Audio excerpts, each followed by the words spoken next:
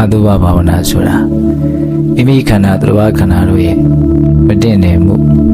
ညွှန်ရှားဆက်စုပ်ဖွယ်ကောင်းမှုအနတ်မကောင်းမှုတွေကိုကြိမ်ဖန်များစွာနှလုံးသွင်းဆင်ခြင်နေတာကိုပြောတာမြတ်စွာဘုရားကဒီယုတ်ကာယကြီးရဲ့သဘာဝကိုအမှန်သိပြီးနေတယ်ကာယကတ္တတတိကိုပွားများနေရင်နိဗ္ဗာန်ချမ်းသာကိုသုံးဆောင်နေခြင်းပဲလို့တောင်းဟောတာကိုယ်ခန္ဓာကြီးရဲ့သဘောအမှန်တွေကိုအမှန်တိုင်းသိပြီးနေရတာဘလောက်မွန်မြတ်လဲဘလောက်ငြိမ်အေးလဲဘလောက်ချမ်းသာလဲဆိုတာကိုအဲ့ဒီစကားကိုကြည်ရင်အဖြစ်သိနိုင်တယ်နိဗ္ဗာန်ကိုသုံးဆောင်ခြင်းလို့တောင်းဟောထားတာဒါကြောင့်ဒီခန္ဓာအင်းကြီးကိုဘာတွေနဲ့ဘလို့တိဆောက်ထားလဲဆိုတာအသေးစိတ်အမှန်တိုင်းသိကြအောင်အယိုးကိုအမာခံနေရာမှာစိုက်ဆောက်ပြီးတော့အကျော်ပေါင်းများစွာနဲ့ဖွက်ရှက်ပြီးတော့အသားအသွေးနဲ့လိမ့်ကြံပြီးတော့အရည်သူရေပါနဲ့အုပ်ပြီးတော့တိဆောက်ထားတဲ့ခန္ဓာအင်းကြီးဒီခန္ဓာအင်းကြီးထဲမှာဘာတွေရှိနေလဲကိုယ်ကောင်းကိုကြီးထဲမှာပုံနောက်တွေအပြည့်ရှိနေတယ်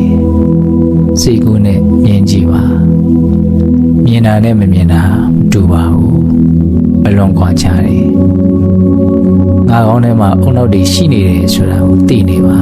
အမှတ်ရနေပါရင်ကောင်းပိုင်းမှာဘာတွေရှိလဲအစုပ်နဲ့နှလုံးဟာမယမနာအလုံးလုံးရင်းနဲ့ရှိနေကြတယ်ရင်မကြီးတစ်ခုလုံးအစုပ်နဲ့ပြည့်နေတယ်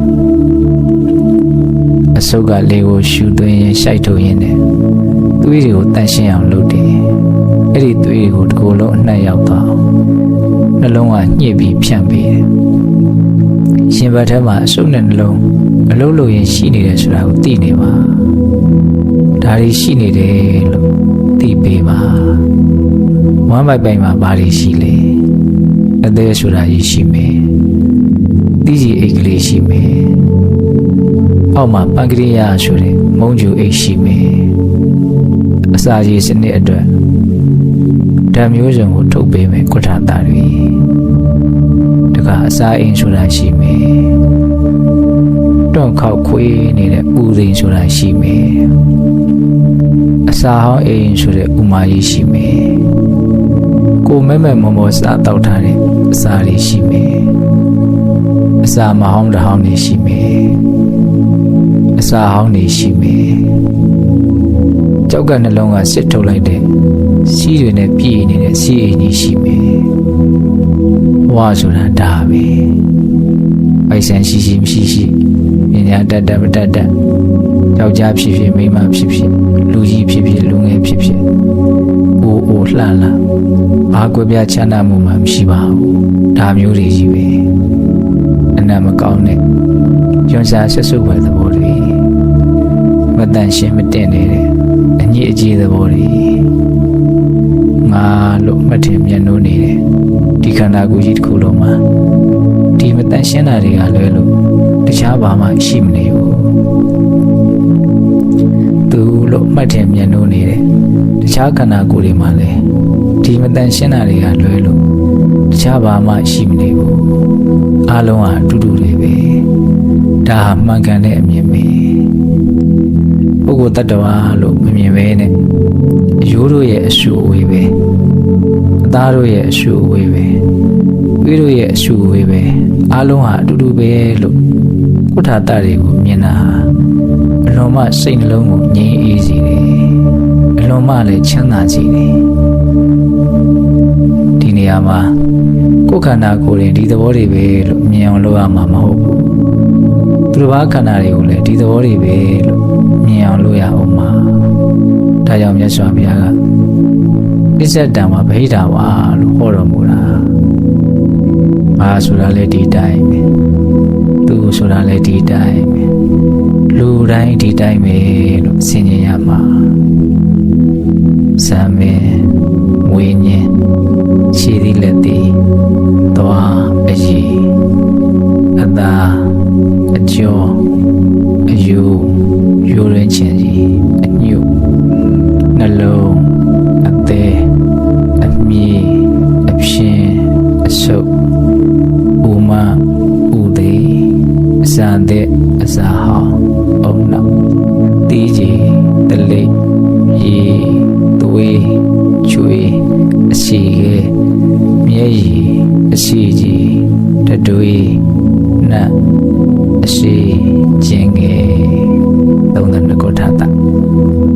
လူတိုင်းဟာဒီ32ခုထာတာတို့အစုအဝေးမြပဲဘာကွဲပြားခြားနားမှုမှမရှိပါဘူးဒါကိုမြင်အောင်ကြည့်ပါဒီ32ခုထာတာကိုတစ်ခုရင်ဆင်ခြင်ကြည့်ပါစာမင်းကိုစိတ်ကူးနဲ့ချွတ်ပြီးတော့ကြည့်ပါစာမင်းဒီပုဂ္ဂိုလ်တ attva မဟုတ်ယွန်ရှာဆက်စုပ်ပွဲသဘောသာဖြစ်တယ်ငါခေါင်းပေါ်မှာပေါက်နေတာလို့စာမင်းကမသိတယ်လို့ခေါင်းကလည်းငါပေါ်မှာစပင်းလေးပေါက်နေတာလို့မသိပါဘူးအချင်းချင်းမသိကြတဲ့သဘာဝတွေ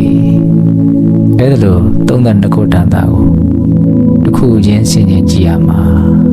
ဥပမာအယိုးဆိုရင်လေ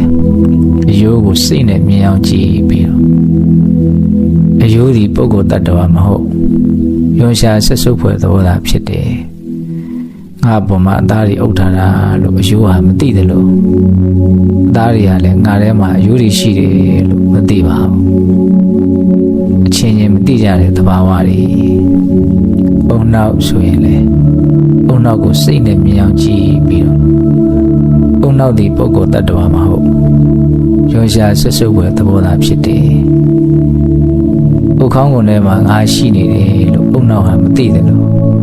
ဥခေါင်းကုန်ကြီးကလည်းငါထဲမှာအုံနောက်တွေရှိနေတယ်လို့မသိပါဘူးအချင်းချင်းမသိကြတဲ့သဘာဝတွေလို့ဆင်ခြင်ရမှာအစုပ်နှလုံးအသေးအမြည်အဖြင်းအစရှိတဲ့ကလေးသားတွေကိုလည်းပဲသူတို့ကိုမြင်အောင်ကြည့်ပြီးတော့သူတို့ဟာပုဂ္ဂိုလ်တ attva မဟုတ်ယွန်ရှာဆက်စုပ်ပဲသဘောသာဖြစ်တယ်ဝမ်းမိုက်ထဲမှာရှိနေတာကိုသူတို့ဟာမသိကြသလိုဝမ်းမိုက်ကြီးရတယ်ငါထဲမှာဒါတွေရှိနေတယ်လို့မသိပါဘူးအချင်းချင်းမသိကြတဲ့သဘာဝတရားတွေလို့ဆင်ခြင်ရမှာနိဗ္ဗာန်ကိုသုံးဆောင်ခြင်းလို့မြတ်စွာဘုရားကြီးမွမ်းပြီးတော့ဟောထားတယ်ဒီကာယကတာတတိကိုပွားများခြင်းနဲ့ဆိုရင်32ခုထာတာကိုသင်ယူထားရမယ်တစ်ခုချင်းစီရဲ့အကြောင်းလေးပုံသဏ္ဍာန်လေးတရားတွေဒါတွေကိုသိအောင်လေ့လာမှတ်သားရမယ်သင်ယူခြင်းလေ့လာခြင်းမရှိဘဲနဲ့ပွားများတတ်မှာမဟုတ်ဘူးသူတို့ရဲ့သဘာဝကိုကျွမ်းကျင်အောင်သင်ယူလေ့လာပြီးဆင်ခြင်ပဲဆိုရင်